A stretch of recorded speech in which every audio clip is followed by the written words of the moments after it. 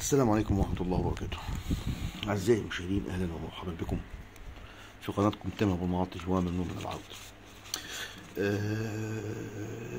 يا جماعة، اللي كان لي واسطة زمان وكان لي أو الكبير عايز ينجح ده ويسقط ده، عايز يرفع واحد وينزل التاني ويسقط التاني، عايز نظام ايه؟ كن فيكون. والله العظيم ثلاثة، كن فيكون.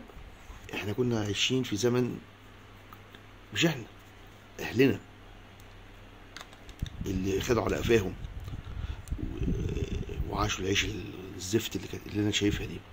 يعني سوريا رمزي لما تعمل لها اكتر من 20 30 40 فيلم بالمنظر ده ويتشالوا، ويجي يقول لك الفنانه القديره الشمس البارودي اتعمل لها 20 30 40 فيلم ويطلع لها فيلم واحد بس اللي هو البوس 99 بوسه، يقول لك ده شمس البارودي، ده حمام الملاطين والفنانه القديره.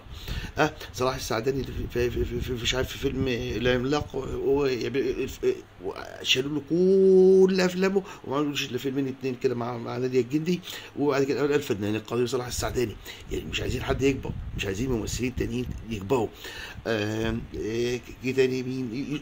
حتى يوسف زكي ده اللي ايده بتتاج ده كمان، هو كمان برضه دخل في القصه وبرضه كان عايز يبقى بطل، برضه حطوه. يعني يا جدعان، اهالينا كانوا في زمن كن فيكون. فعلا احنا الحقيقه ما بنتش الا في هذا العصر، عصر السيسي بجد والله.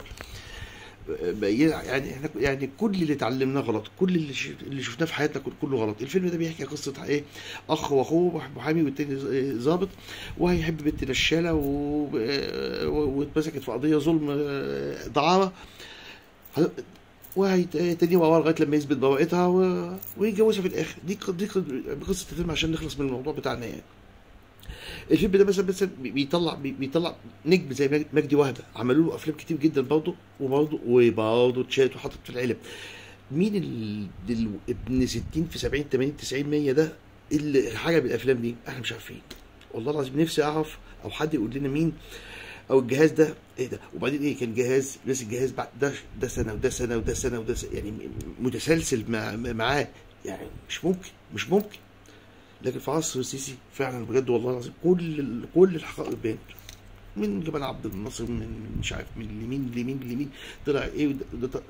لنا كلام ونقاش تاني في الموضوع ده، يعني هنسترسل فيه بقى ايه بعدين، عشان يعني فعلا الصدمه قويه على جيلنا بجد والله. لو تركزوا كده، الصدمه قويه علينا جدا جدا جدا جدا. كل اللي اتعلمناه غلط، كل اللي اتعلمناه يا سيادنا، الجيل بتاعي واللي قبلي واللي بعد اللي قبلي واللي بعدي، كل اللي اتعلمناه غلط، سقونا غلط.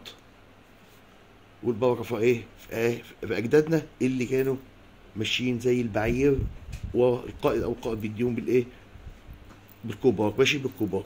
هي كانت حالتهم كده. فرعون، احنا اللي كنا بايه؟ مين عمل فرعون؟ قال لك ما لقيتش حد ايه يقول لي لا، واحنا اللي كنا، احنا فعلا اللي بنعمل فرعون.